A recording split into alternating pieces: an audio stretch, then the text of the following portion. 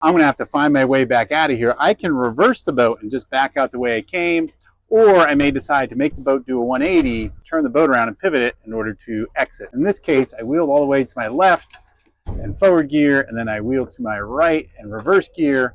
What I'm trying to do is get this boat to pivot so I can get out of this marina, as well as deal with the current and the wind that's blowing me around in here. And so my maneuvers have to be relatively quick. That is my transitions with my steer and my gear, because every time I am not in gear and I'm allowing the wind or current to affect the boat, it's pushing the boat in a direction it wants to go. So I have to be relatively quick with my steer and my gear, and occasionally it's a little bit of a little higher RPM to get that boat to react faster, but not much, just barely. If I can get that boat to react in the direction I want it to, do a 180, and depart from the marina.